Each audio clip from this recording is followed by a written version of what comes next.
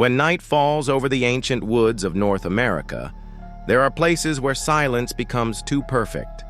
Places where even the wind seems to lose its way. They don't show up on tourist maps. Rangers might mention them with a pause. Some won't mention them at all. But those who've been there, really been there, they'll tell you the same thing. The forest is watching, and sometimes it forgets to give people back. There's a story that circles among search and rescue teams, not told to the public, not recorded in reports, just passed quietly, like a shared warning. It goes something like this. A man hikes a marked trail. He's experienced, equipped, the weather's fine. But then, he vanishes. No wrong turns, no struggle. His footprints drift off trail for a few yards, and then stop. No scent, no gear, no body, just absence. That story isn't unique. It's happened more times than anyone wants to admit. Let's start with one name, Jacob Matthews, age 35, amateur mountaineer, former Army. Vanished in 2013 while hiking alone in Yosemite National Park. He left his cabin early, confident, familiar loop trail. A fellow hiker passed him around 11:20 a.m. They exchanged a few words. Jacob was whistling. That was the last time anyone saw him. 3 days later, his car was still parked at the trailhead. Locked, clean, like he never came back. Tracking dogs followed his scent for nearly 2 miles. Then, nothing, as if the ground had swallowed him whole. No animals were heard in the area that day. No birds, no insects, just silence. And Jacob was only the first. Between 2013 and 2021, over 200 people have gone missing in U.S. national parks under similar circumstances. Different parks, different conditions, but always the same strange pattern. They disappear suddenly, without a trace, often right off a marked trail. Some were children, some were elderly, others were trained forest personnel. Consider this. In 2016, 3 children vanished within the same 24-hour window from Great Smoky Mountains, Rocky Mountain, and Mount Rainier. Each was with their family, each no more than a few feet away. None were ever found. No remains, no clothing, no signs of struggle, just stories, just questions. The National Park Service files reports. They use words like lost, animal predation, or accidental fall. But off the record, search and rescue veterans say the same thing. It's not that people disappear, it's how they disappear. Footprints that stop on dry ground. Shoes found 20 miles from where the wearer was last seen, untorn, unlaced. Backpacks neatly zipped, resting at the base of sheer cliffs. One ranger told a journalist quietly, "Sometimes we hear voices before we find gear, and sometimes we don't find anything. Just that feeling, like the forest wants us to leave." There are theories, of course, predators, hypothermia, mental breaks, but none explain everything. Not when compasses spin, not when watches stop, not when the missing were trained, equipped, and walking a path they knew. Some whisper stranger things, that these aren't just lost people, but lost places, that the land itself moves, shifts, folds. Some call them thin places. Others speak of figures in the woods, tall, still, watching, always just outside the frame. And when these stories hit the news, they fade quickly, almost like someone, or something, doesn't want them remembered. Maybe it's all explainable. Maybe it's not. But the deeper you look, the more something shifts. Take what happened in 2021. A fire crew performing a controlled burn in a restricted area of Yosemite found something buried beneath moss and scorched dirt. A small, intact notebook, still dry inside, stamped with the name Jacob Matthews. He disappeared in 2013, but the notebook? It was a 2020 print. The final entry read, "The forest opened again last night. I heard someone whistling. I think it was me." The handwriting matched his Army records. The report listed it as miscellaneous debris. The notebook itself? Gone. Unofficially, one of the crew said, "We didn't want to touch it. It felt like it had just arrived. Not like it had been waiting to be found, but like it had been sent." So if you've ever walked alone on a quiet trail and felt the air shift and the stillness press in, don't ignore it, because not every trail leads out. Some of them double back, some of them open, and some are still waiting. The deeper you go, the quieter it gets. That's what veteran hikers will tell you. Not just the sound, but the feeling. As if the forest thickens not only in branches and shadow, but in memory. As if it begins to forget what it's supposed to be. And sometimes, it forgets you too.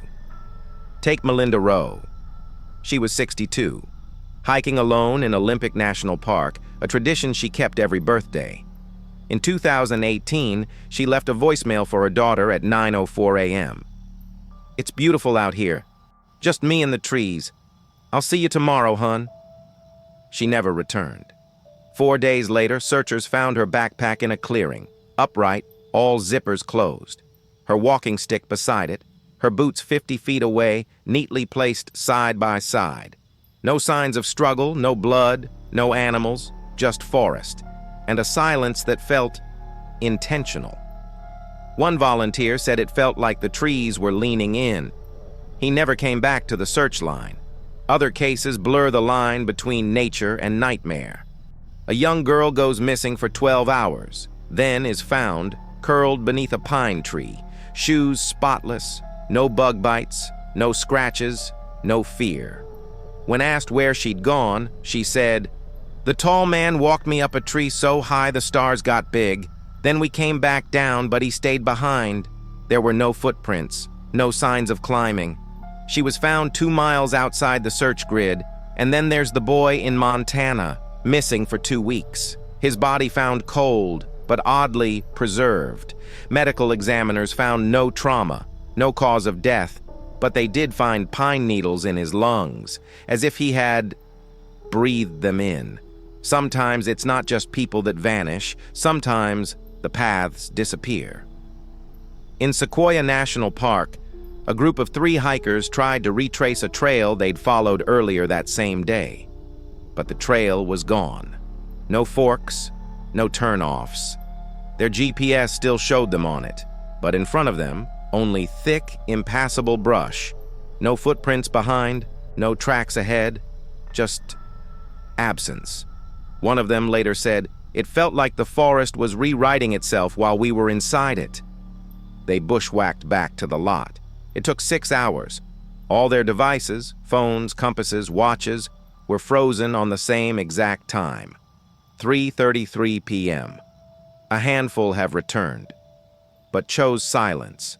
A woman in Zion went missing for 4 days, found by a riverbank, dehydrated but unharmed. When asked where she'd been, she said, "I walked into fog. Then the trees changed." She wouldn't say more. Medical checks were normal, but her heart rate monitor revealed something else. A flat line for 38 minutes, then a spike to 212 beats per minute, then normal again, all while she was still gone. So what are we to make of this? There are explanations: sinkholes, predators, rock slides, human error, geological instability, all real, all possible. But not when shoes are clean, not when bodies show no wounds, not when entire trails vanish beneath your boots.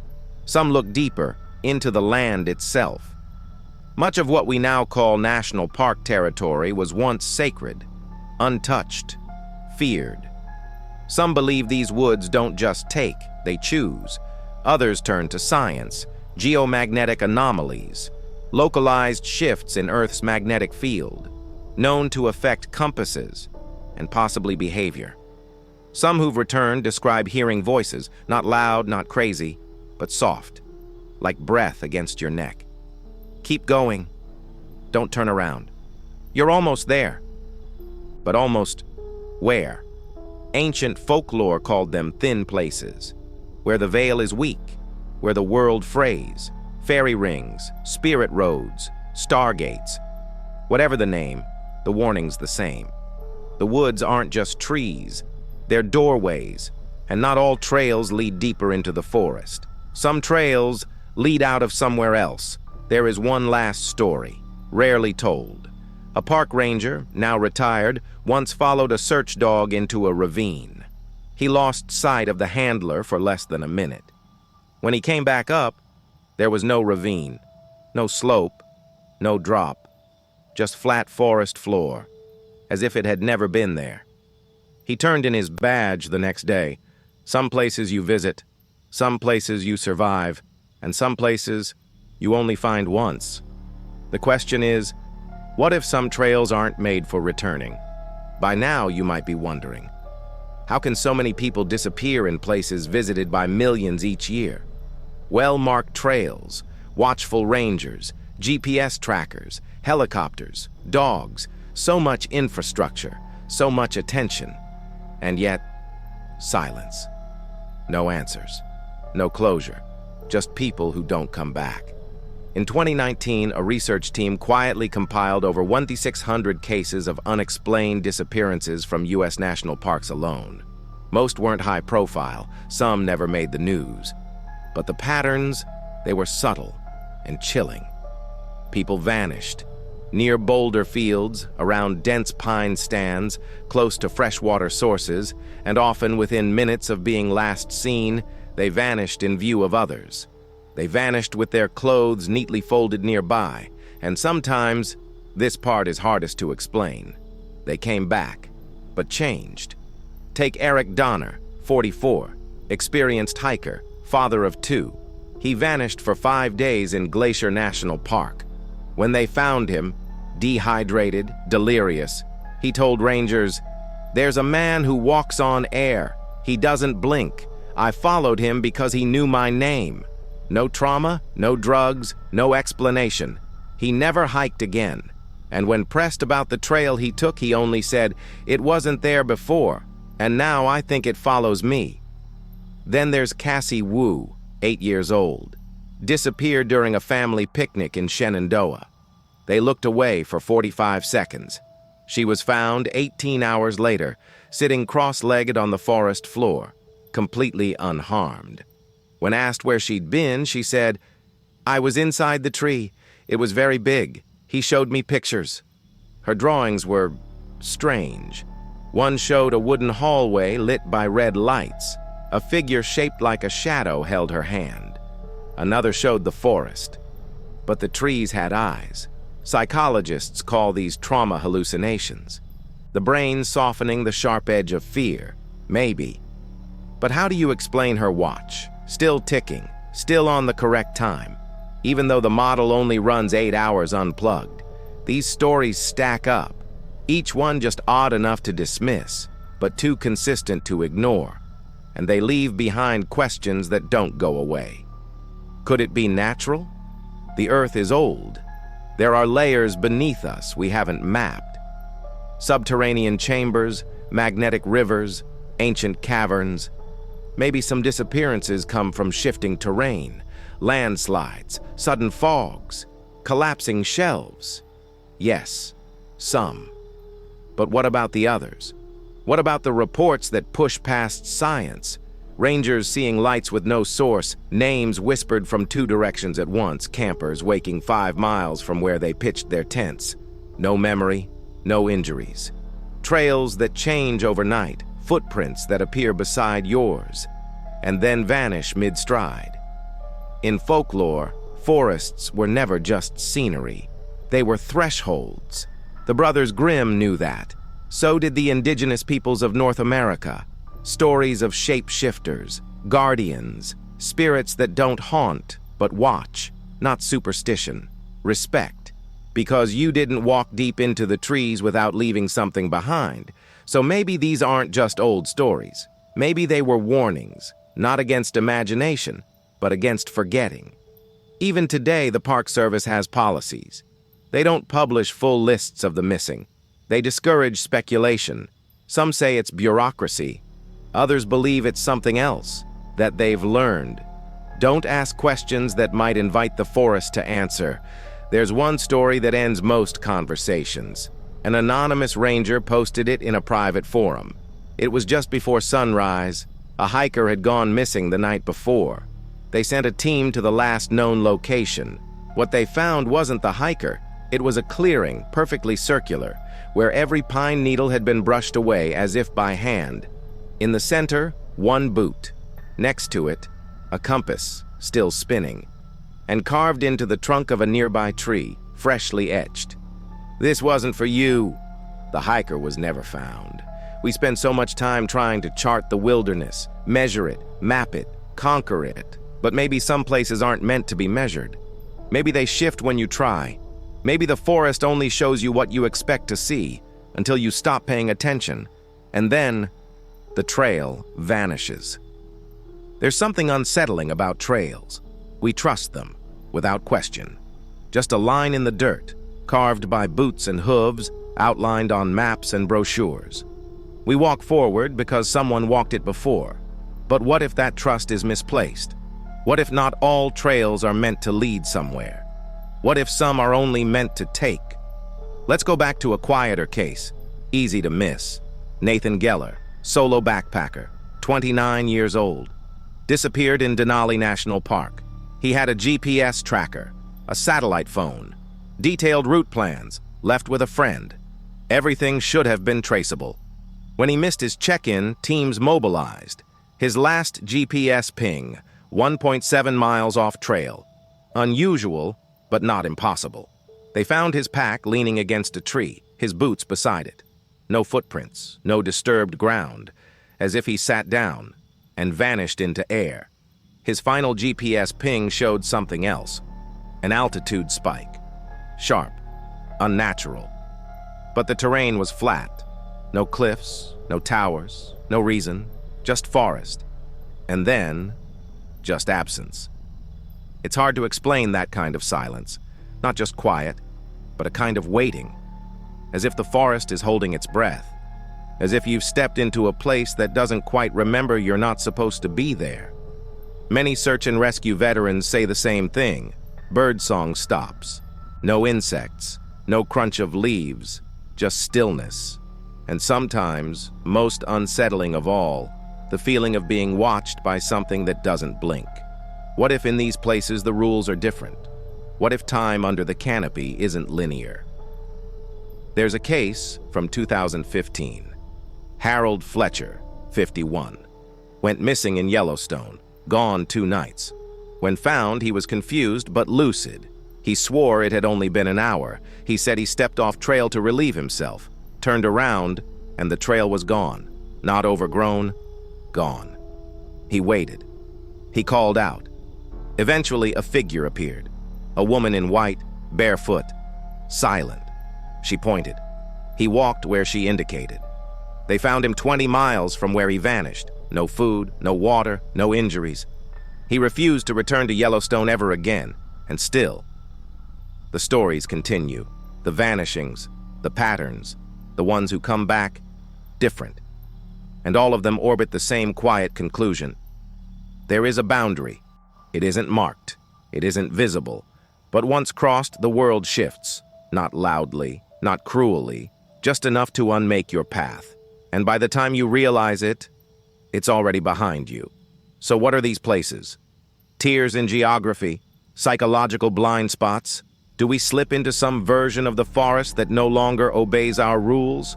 Or are they just reminders that no matter how many trails we chart, how many signs we post, how many satellites we launch, there are places that do not care for our explanations? Maybe it's not about those who vanish. Maybe it's about those who return, the ones who won't talk, or talk too plainly, the ones who wake with dirt beneath their nails, the ones who stop looking trees in the eye. Maybe they carry something back. Or maybe something follows. And what of the trails? The ones that don't show up on maps. The ones that appear only in the corner of your eye, between switchbacks, behind thickets. The ones that call your name, not with sound, but with curiosity, an invitation. Would you take that step? Would you trust the silence? Would you walk just a little farther, just to see? If you ever do, remember this. You might not hear anything strange. You might not see anything wrong. The forest might seem peaceful. That's when it's most dangerous. Because the scariest trails, They're not the ones that twist or climb or end in cliffs. They're the ones that feel exactly like every trail you've ever trusted, until they disappear beneath your feet. So if one day you're walking and it gets too quiet, if your GPS flickers, if your shadow stretches wrong, if the wind smells like somewhere you've never been, stop, turn around, because not all paths are meant to be found, and not all footsteps lead home.